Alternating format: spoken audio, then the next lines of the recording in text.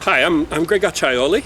I teach at the University of Western Australia in Perth. I think the major feature of anthropology outside the university in Australia is the number of anthropologists who work in native title.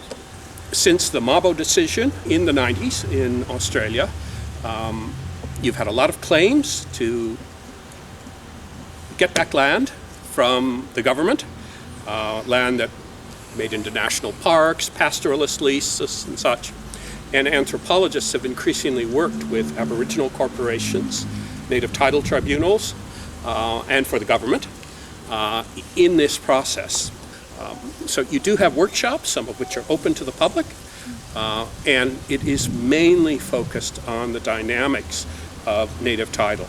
What are the bases for Aboriginal claims, Torres Strait Islander claims for regaining their territory, for having their own cultural tribunals in charge of those territories, for example, determining if tourists can enter them or not, and more recently in regard to informing the public of the issues of sea tenure, of not just territorial tenure on the mainland of Australia. On the other indigenous group in Australia are Torres Strait Islanders in a little archipelago between northern Australia and Papua New Guinea.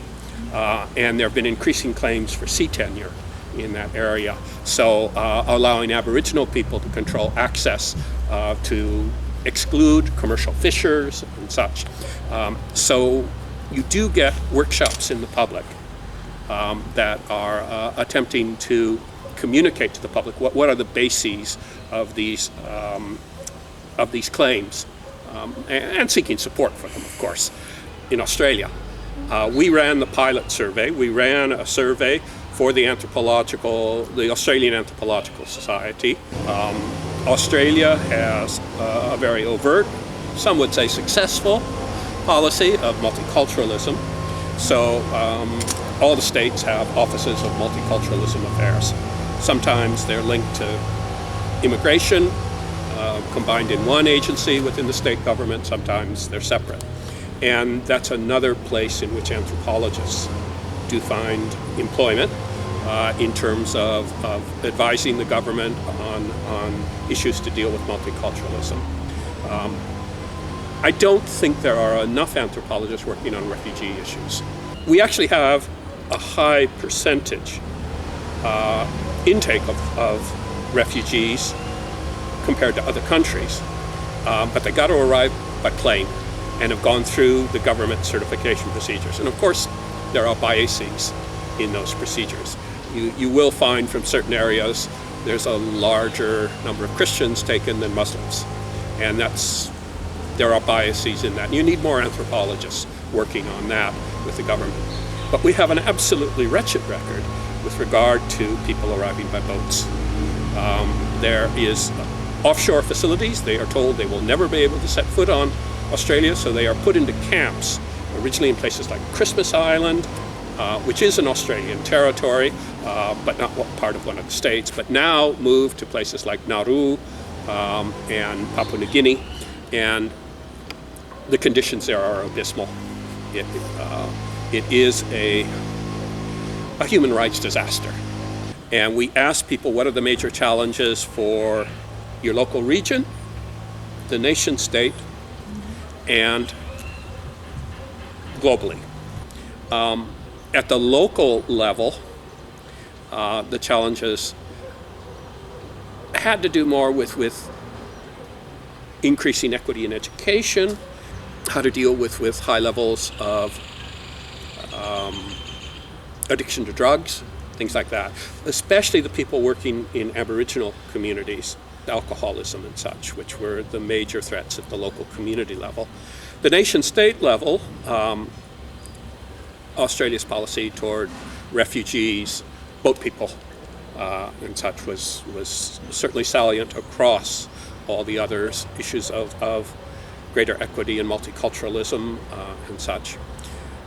And you began to see at the nation-state level one of the challenges emerging having to do with climate change.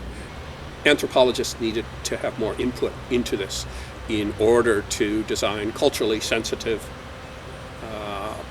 policies that would help to face these challenges at those three levels.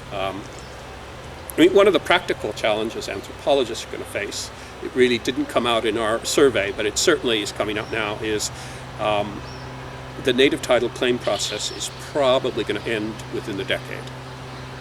That all the claims will have been resolved, either for the Aboriginal claimants or for the government.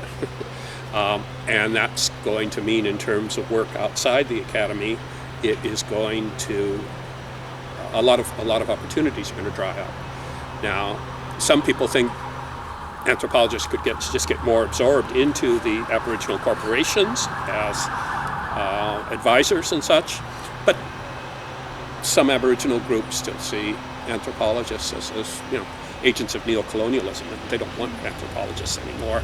Some do. It's highly variable in that regard.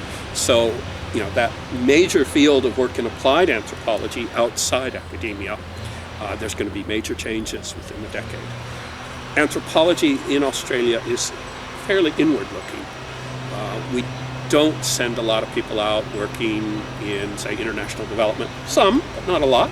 I've worked in international development on issues of rice intensification in Indonesia, but it's not common. But there's going to have to be a greater focus on anthropological employment outside and Australia for those trained in Australia. So that's a major challenge coming down the track in the near future. In Australia, particularly Western Australia, where I work, there's a lot of emphasis upon the neoliberal notion of school choice. So there's a huge efflorescence of private schools. And the government supports private schools. In some of the private schools, there's something called the International Baccalaureate, which is recognized globally. And that's the only place where you get anthropology as a specific discipline in secondary schools. You can take an anthropology unit as part of the International Baccalaureate. And I think the textual materials for that are those that are used in other countries as well. The British government funded anthropology for A-level exams in the secondary schools.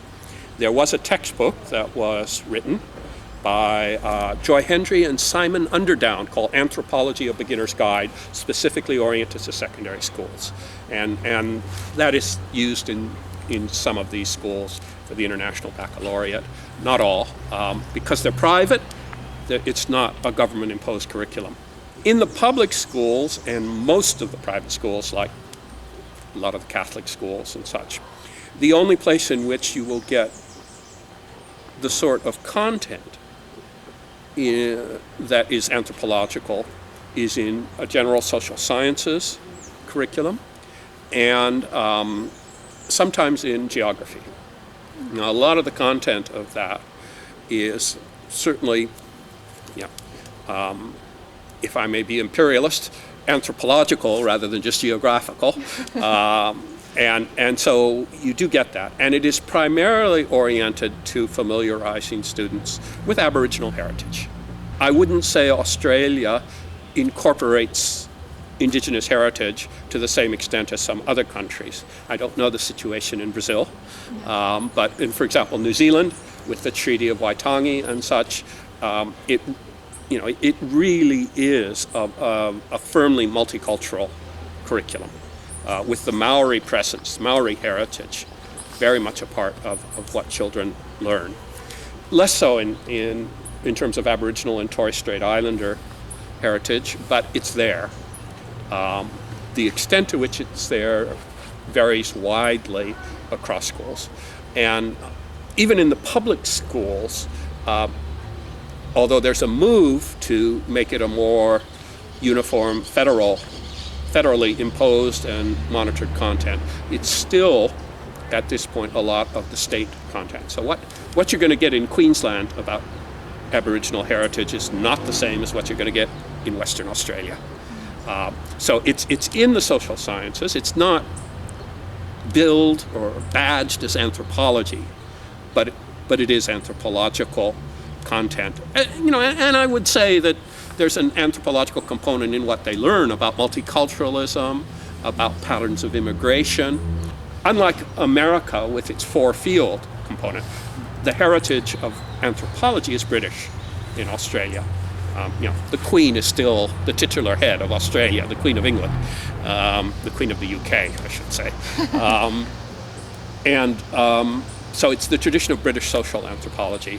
And that means, going back to Radcliffe Brown, his notion that social anthropology was no different than comparative sociology. The boundaries between sociology and anthropology are very fuzzy. Unlike, social relations are key terms in both. Unlike the American tradition, where the signature concept of culture differentiates anthropology from sociology. So a lot of the sociological content that you get in the social sciences curriculum in secondary school and earlier in the school system in Australia, you could also say is anthropological. But it's not billed as either sociology or anthropology. Where you do get differential recognition is, I think you would find there are more schools that do have a sociology. Of course, billed as sociology, not everywhere, in secondary schools, but not an anthropology unit. But the content is also anthropological. It's Indigenous heritage, which primarily means Aboriginal heritage. Torres Strait Islanders are the other Indigenous group that is acknowledged legally in Australia. And you would get a lot more in the curriculum, say, in northern Queensland on Torres Strait Islanders, because it's part of Queensland. We get almost nothing on Torres Strait Islanders in Western Australia in the curriculum there. So it's again, there's wide variability among the states, but it's primarily familiarizing students with Aboriginal heritage. Now, how positive a light that is put in depends a lot on the teachers and such. There are certain issues that the government has with that. Well, I must admit, I don't have children, so I haven't actually seen any textbook. What I would have to say is based upon what others have said who do have children going through high school. And again, I think it's quite variable because there is such a large private school sector, and they do not have to use mandated federal content. They do in certain regards. There again is great variability. You will find, in some schools they're using text. They're giving students assignments that for research essays that I think expose the students to what I would say are progressive, positive perspectives on issues of race, multiculturalism, climate change. In other schools, you're going to get these things masked. And so the policy of multiculturalism as that developed, I think, has had a profound influence on how things are taught. And then, that's integrating immigrants in a diverse way. And then the recognition of Aboriginal citizenship in '67. So those are the things that would have led to transitions in how social sciences generally are taught leading up to now. Now, I think there have been setbacks. You can tell my political inclinations. I'm not terribly fond of the Liberal Party and right-wing governments, and that does have an effect on how things are taught. But luckily, because it's decentralized and diverse, not too much of an effect. But then again, you can get right-wing governments in the states as opposed to the federal government. In terms of social sciences, multiculturalism, Aboriginal citizenship in the second half of the 20th century would be two historical events that I think changes the way people view what it is to be an Australian, and hence the way social sciences are taught. Look, at the university level, it's different. Institutionally, you have what is effectively anthropology, and sometimes called it being taught in the 19th century within biology, essentially. People like Baldwin Spencer, professor of, I don't know if it was biology or anatomy at the University of Melbourne, first kind of branches out into anthropology. And it really is social anthropology. It's not physical anthropology in the way it was taught in the US. You did get some of that in expeditions and such. The first department of anthropology is formed in Australia in 1922 with funding from the Rockefeller Foundation in the US, Australian government funding as well. It's very clear the timing of that is World War I, Australia takes over New Guinea from Germany. And by the peace terms, it becomes a territory of Australia. All of a sudden, this external territory needs to be administered. And that's why anthropology gets funded and established as an institutional discipline. So if you look at, for example, publications in the first journal of anthropology, Oceania, that came out of the department that was first founded in the University of Sydney, it's almost like 8/10 of the over 3/4 as many articles on Papua New Guinea and the surrounding islands in Melanesia as on Aboriginal Australia. So for institutional anthropology at the university level, big emphasis on Melanesia, almost as big, not quite, as Aboriginal Australia. But I don't think, and I could be wrong because of my ignorance of, I've never even seen a textbook of the time. I think it was still mainly, in the popular presence outside institutional university level anthropology, it was still Aboriginal heritage. That was the popular consciousness, and that filtered into social sciences as it was taught of what anthropology was about. But at the university level, it was wider. Now, if you wanted to cast it in rather negative terms, you have at the university level you have kind of anthropology of empire. The emphasis upon, and not a big empire. It's not like the British Empire, but Australia's empire in the Pacific, in Melanesia.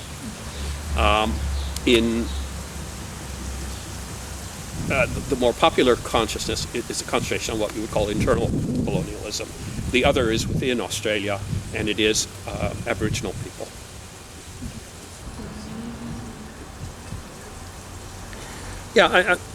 Certainly anthropologists working in native title and such definitely have reacted negatively to Liberal government proclamations that, abandon the black armband theory of history.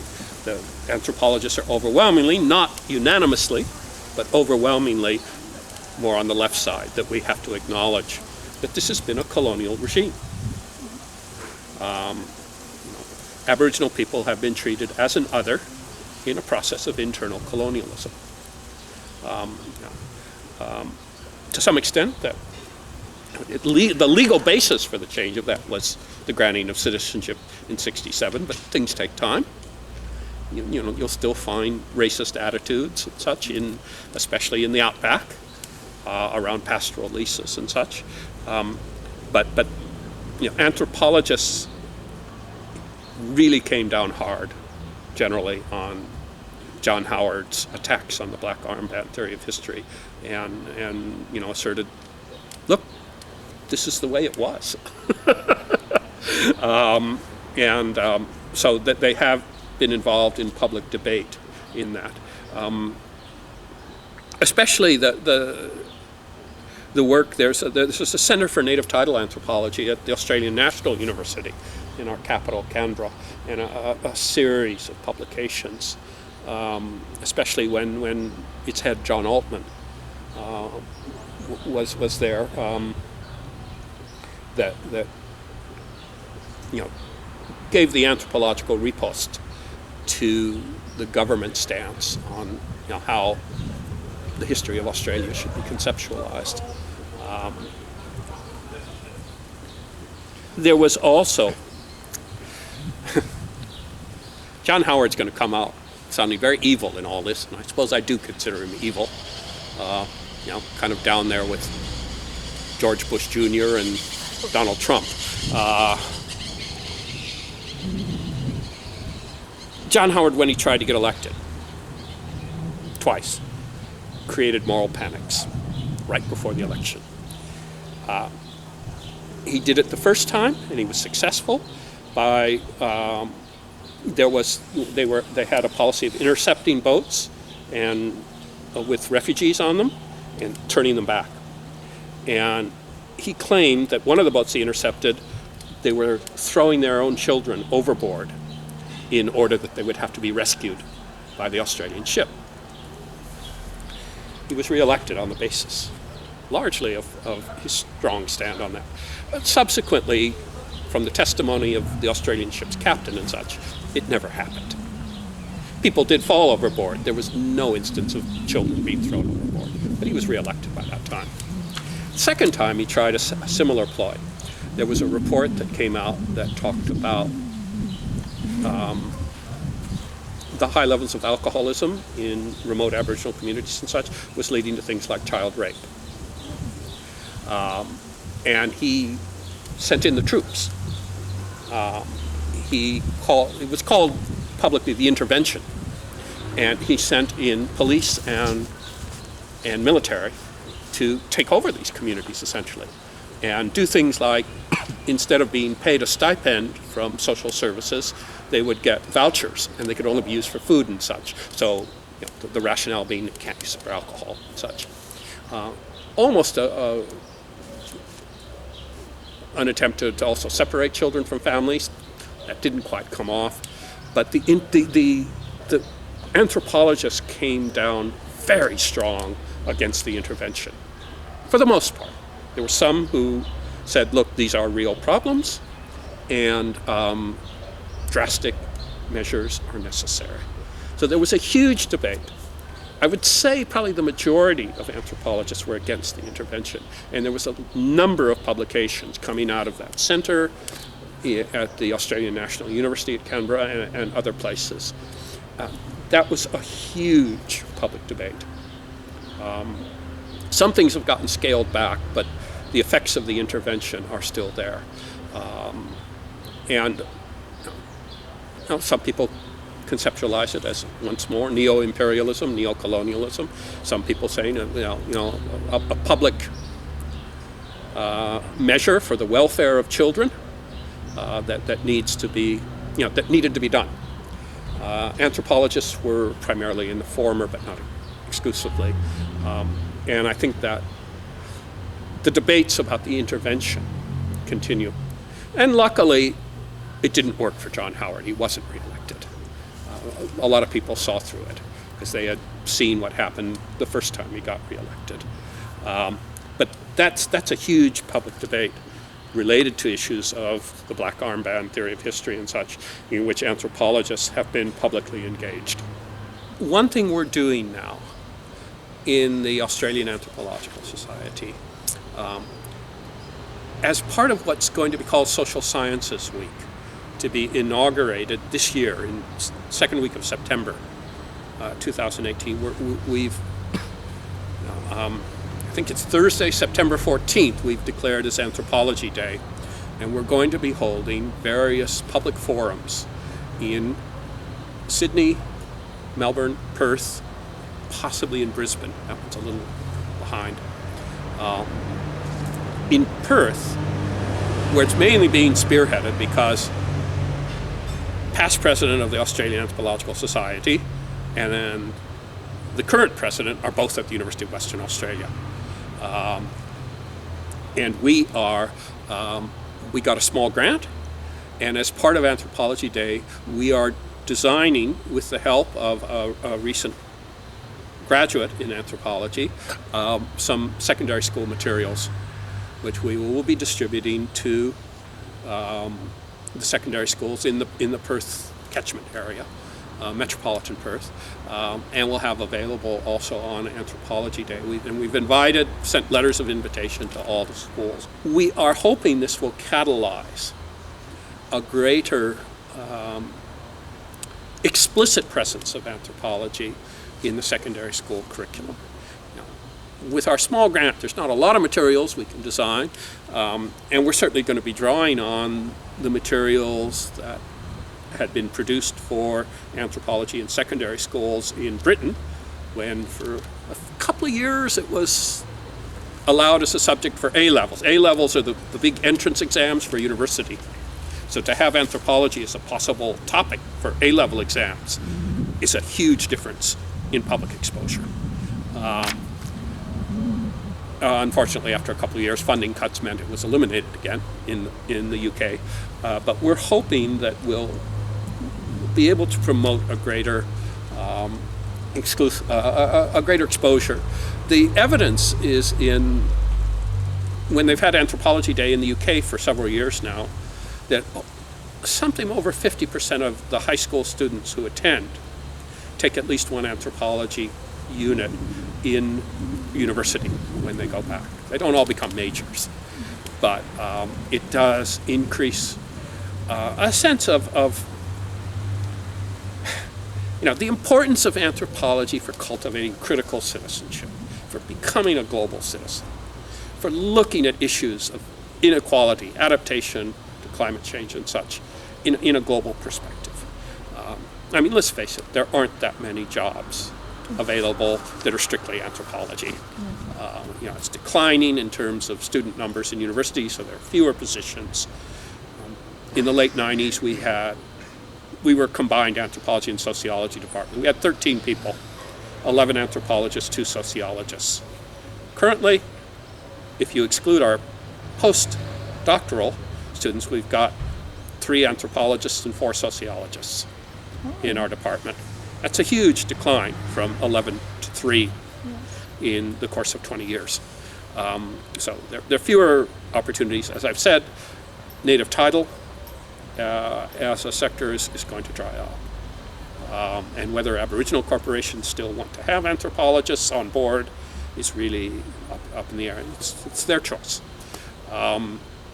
And so, where anthropology remains important is that notion of creating a sensitivity, creating a perspective on the world that brings to the fore issues of equity, issues of the acknowledgement and the fostering of diversity, and that's what we're hoping that the Anthropology Day will help foster in it's only a few of the major cities in Australia, and that will lead to a more explicit presence, which we would see as progressive, of anthropology outside the university and especially in the secondary school curriculum.